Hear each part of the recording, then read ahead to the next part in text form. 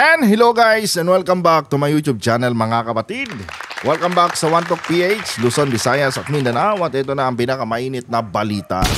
Sa video ito mga kapatid, pag-usapan po natin mga kababayan itong pinakamainit na balita ngayon na kung saan meron di umanong isang district engineer dyan mga kapatid sa Davao sa Batangas na tinangkang suhulan mga kapatid.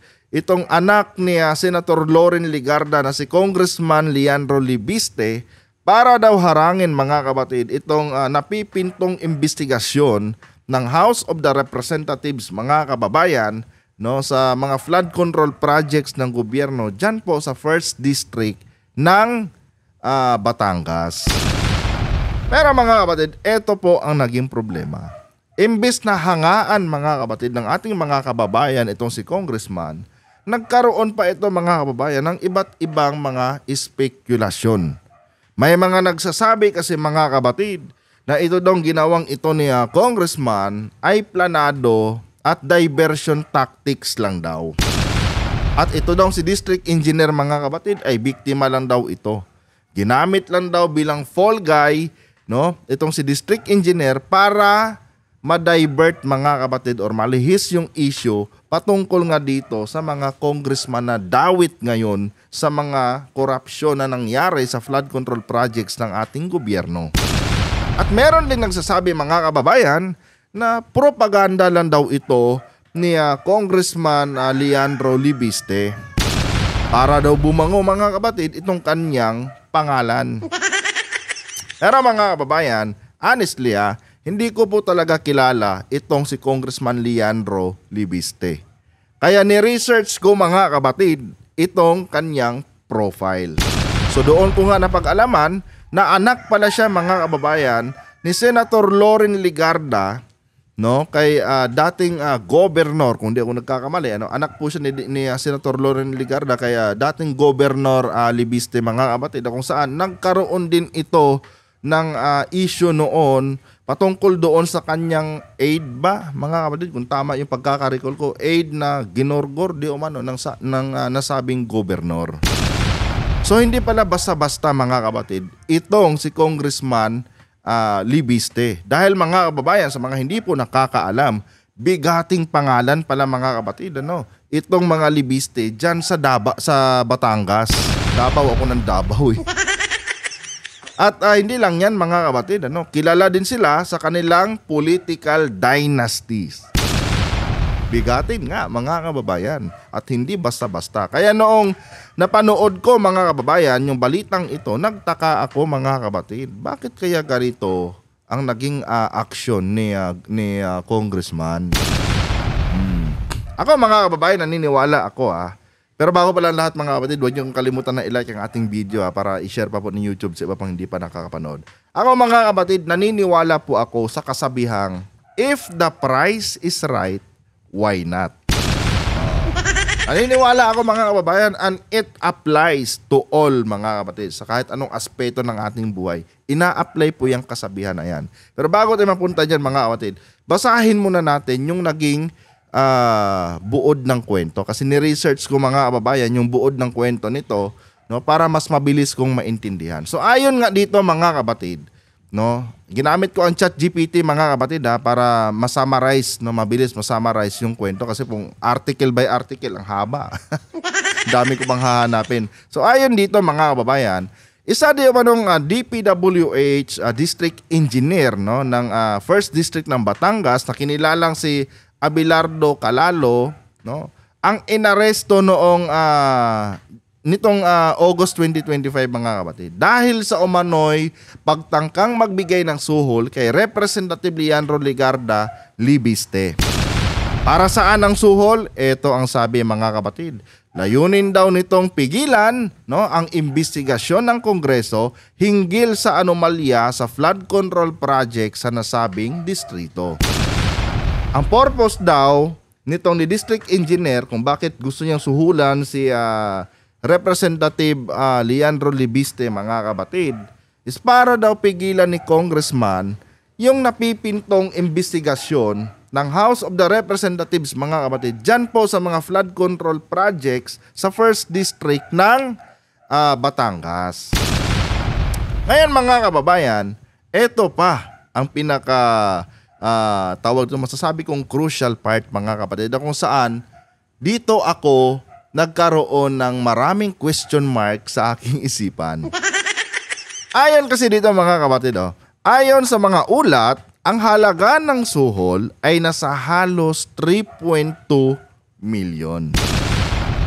So itong si District Engineer, nilapitan si Congressman at plano niyang suhulan ng 3.2 million para pigilan ni Congressman, no, itong napipintong investigasyon ng House, no, sa mga flood control projects na may bahid din ng corruption, no, diyan po sa 1st District ng tawag nito ng Batangas.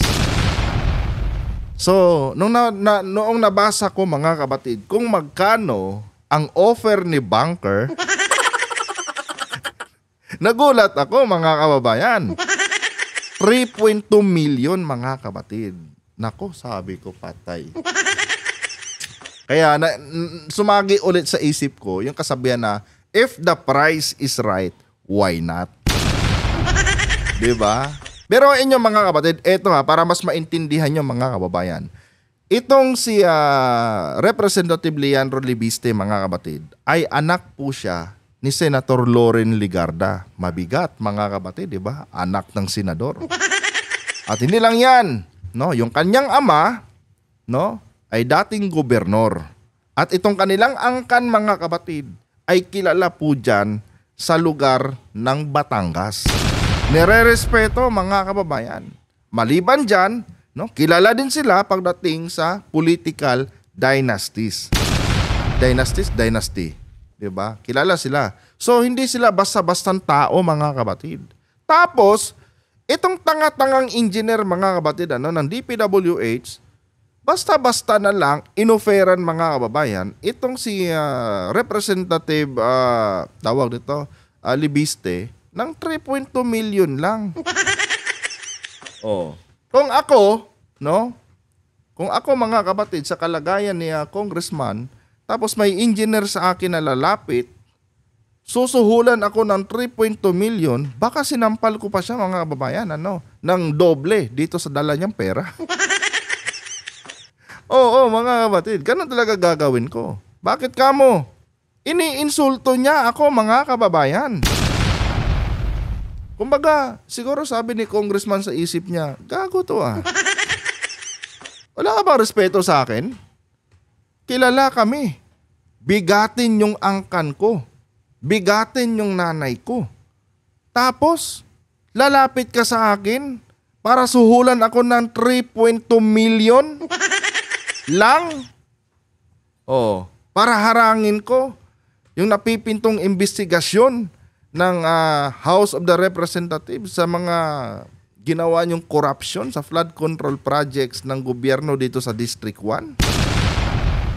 Seryoso ka ba, engineer? Ganon ba kababa ang tingin mo sa akin na makukuha mo ako sa 3.2 million lang? Oh. Ganon yung analysis ko dito mga kababayan. Sa madaling sabi, parang hindi yata nagkasundo sa presyo. Diba? Sabihin na lang natin na malinis itong si District Engineer mga kapatid. No? District Engineer itong si Congressman. Ito sa akin lang to sabihin na natin malinis siya. Mga kababayan, no? Insulto pa rin kay kay Congressman itong ganitong presyo. Kasi ang labanan dito mga kapatid is lawak ng impluwensya Oh. 'Di ba? Sabihin man natin mga kababayan na tawag nito, hindi siya corrupt, pero mga kapatid, kung maganda ang offer ni banker, baka nagkasundo sila. Parehas mo din iniisip? Oh. Kasi mga kababayan, aminin na natin, no? Pagdating sa pera mga kapatid, no? Napakamarupok ng mga Pilipino. Nagiging marupok mga kababayan ang mga Pilipino pag pera na ang pinag-uusapan. By nature talaga yan mga kapatid ng mga Pinoy. Ngayon, syempre may pride si Congressman mga kapatid, no? Siguro, nasa isip-isip ni Congressman, gago talaga tong lintik na to Hindi mo na nirespeto yung angka namin. Bigatin kami dito tapos gusto mo akong i-bribe sa halagang 3.2 million lang? Gago ka ba, engineer? Oh. Ayan, baka nagkaroon ng, alam mo yan, matapos niyang insultuhin ni engineer, nagkaroon siya ng magandang idea. Ganito na lang. Total, ininsulto mo ako, no? Diyan sa 3.2 million mo na parang ganyan lang kababa yung tingin mo sa akin. Gagamitin na lang kita para bumango yung pangalan ko. Parang ganon yun, mga kababayan.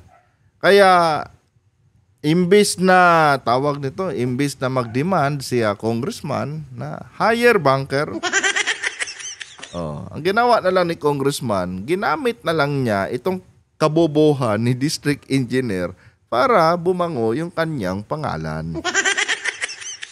Syempre mga kapatid, ayon sa balita ngayon, pag tinignan nyo yung balita ngayon, bidang-bida po, mga kababayan, itong si congressman. Nag-snap salute pa sa kanya, mga kapatid, si Senator Lacson. So, dito mga kababayan, sa isyong ito, ang take ko dito, mga kapatid, hindi lang talaga siguro nagkasundo sa presyo to. Baka ang presyohan ni congressman, ito mga kababayan, analyzation lang to, hindi ko sinasabi na ito yung totoo patungkol kay congressman. Analyzation lang to, mga kapatid. Baka kasi ang mga presyohan nila congressman, mga kababayan, is worth hundred of millions. Tapos itong bobong district engineer, gusto niyang i-bribe, mga kapatid, sa halagang 3.2 million lang si congressman. Well, kung ako, mga kapatid, sa kalagayan ni Congressman Libiste, insulto talaga. Bigating pangalan kami, tapos gusto mo paikutin mo ako sa halagang 3.2 million mo lang? Baka gusto mong sampalin kita, doblehin ko yung pera mo at isampal ko sa mukha mo. Parang gano'n, di ba? Baka gusto mong padakot pa, doblehin ko yan, tapos padakot yung pagsampal ko dyan sa mukha mo. I mean, mga kapatid, yung isyong ito, ay masasabi ko, mga kababayan, na isolated. Isolated case lang to, mga kapatid. At sa tingin ko, baguhan yata itong si district engineer. Or kulang siya sa research. 'Di ba? Dinisrespect niya, mga kababayan, si congressman. Hindi naman talaga sanang tulungan niya ni congressman Sa lawak ng impluwensya ni congressman, mga kababayan, pwede niyang gawin 'yon.